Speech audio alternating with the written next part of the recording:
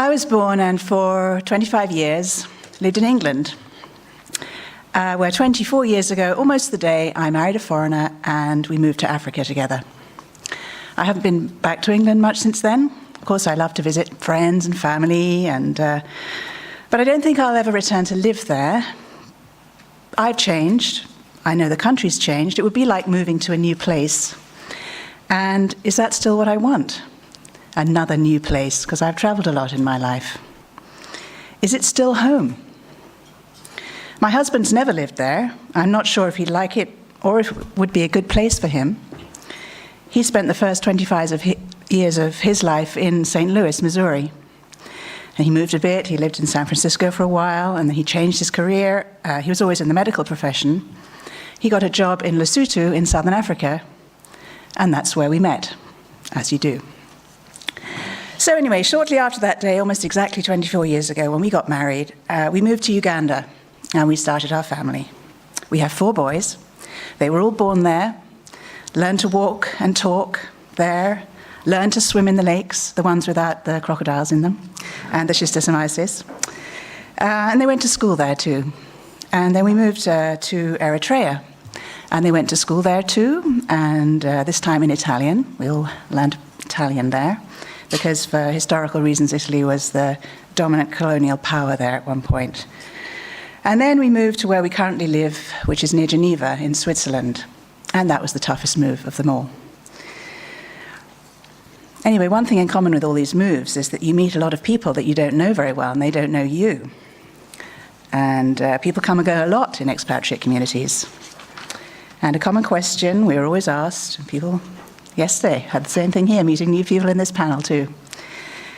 Me with my so-British accent, my children with their Ugandan, Italian, American accent, and my husband with his Midwest drawl that he's had to change because back in the day in Uganda nobody understood American accents and they thought his name was Jan, but it's John. Anyway, you change, time changes you and you get changed by your experiences. But common question is, where are you from? Where are you from? Okay, well, I hate this question. I don't know how to answer it for myself or for my family. What do they want to know, I think? Do they think I come from another planet, maybe? Do they want to know my nationality, my passport? Do they mean, where were you born? I could answer that. Or do they want to know something about where I perceive myself as coming from? Because sometimes I'm tempted to give the long answer, and I can see people glazing over and thinking, well, I didn't really want to know that. It's too complicated. So anyway, I put people off, I can tell. As I said, I don't like that question and I'm not good at answering it. Okay, so some people back off and they say, okay, where's home? Okay, that one, I know I'm at home here. I can be at home anywhere. That, again, it doesn't look like it's the right answer, but I have a sense that I know what home is. Home is with my family, and in fact, it is very important, I think, to have an idea of home for your sense of identity. And there's a wonderful short film about this with people like me and our children and our families that have moved home a lot of times, but you still feel at home wherever you are, by a girl called Aga Alegria. It's called Where is Home? You can find it on the internet. Anyone who's contact with expats and their families will know that this is a question that children and young people dread. They feel most at home in the airports. And that's what this film brings to light so delightfully. Anyway, in spite of knowing that home, I can feel at home anywhere, if you move, even to the next town, you're going to experience culture shock. And culture shock is debilitating. You feel right outside of your comfort zone. It leads to a loss of identity. You don't know what to answer when people say, where are you from? You don't know how to make yourself understood or presented in a way that people will understand you. You don't know what the cultural clues are that people can read so that they get a sense of who they're talking to. And equally, it's hard sometimes to figure out who you're talking to. You feel a sense of disempowerment. Nothing is familiar. And the stress, it's the everyday little things, especially when you're a mummy. You can't read the labels on the food in the supermarkets. You don't know what you're buying. Maybe there are no labels. Maybe there are no supermarkets. You have to learn a new way of finding food. You don't know how to use the money. Your body shape might be different. The clothes in the shops might be different from what you're used to wearing. The colors might not be the same, or the weight of the materials or something. You can't go out and get a new outfit to cheer yourself up and, as a little reward for a hard day or something like that. It's different. You just can't go out and do things like that. I mean, I can't buy a bra in France for the life of me. I'm just built like an ox and nothing fits. Well, that's what I feel. I know it's not true, but that's the reality when you come up against a different culture. So, being a parent and faced with all these unknowns and all this confusion and sense of, oh my goodness, I don't know what's going on here, it was difficult because my children would ask a lot of questions. They'd say things like, well, I'd say, let's go shopping, come on, we're going to go out and have a little outing. And then we get there and it's all closed. Why is it closed today? Why are the shops closed? What's that man doing? Where are those people going? What's that? What's that for? Why are they wearing that outfit? What did she say? Or, where are we, Mummy? Was I'd always get lost in new places. And I had to say all the time to my children, I don't know. I don't know. I don't know. I couldn't be the mummy who had all the answers, who could tell these young people what they needed to know, to feel safe, to feel secure. I still love them, they still love me. But there are a lot of questions I simply couldn't answer because I didn't know the answers and I felt inadequate.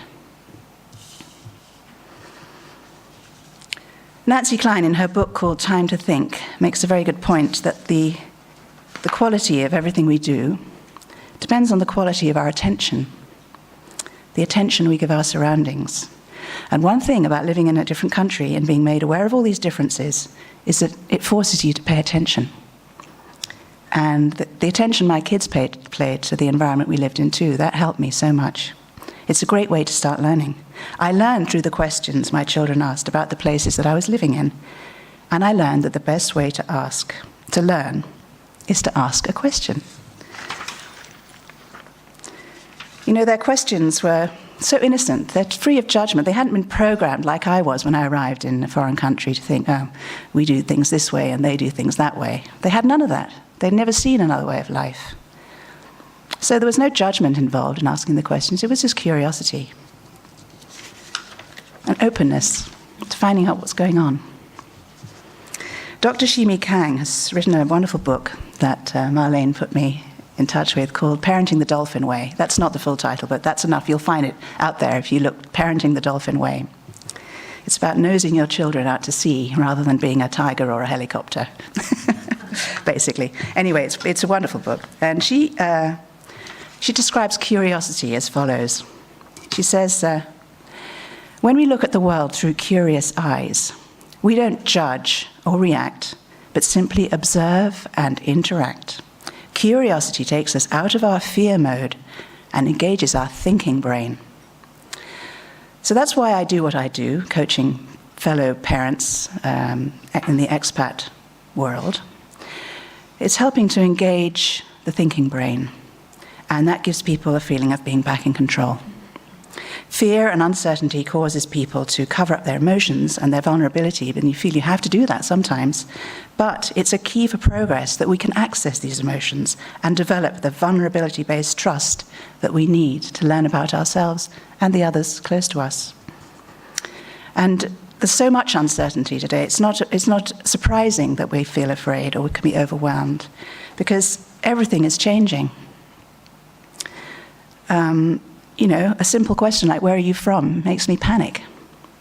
That's a new thing, I think, that we have to learn to deal with.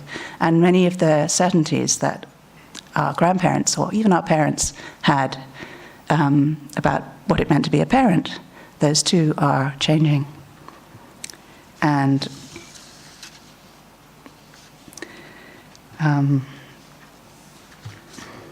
the changes are what we need to be involved with, and the quality of the attention we give to what's going on around us to help us move things forward.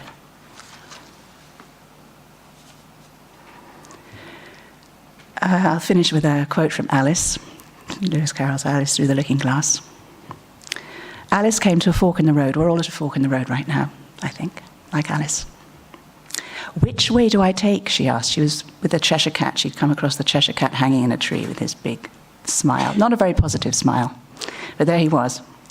He said to her, okay, well, which way you want to take? Where do you want to go? He said to her. She said, I don't know. Well, said the Cheshire Cat, then it doesn't really matter. If you think it does matter, then it's up to you to decide what to do. I don't have the answers for you. I have a lot of questions, because I've learned that's the way to start. But it's up to you to find the answers. Thank you very much.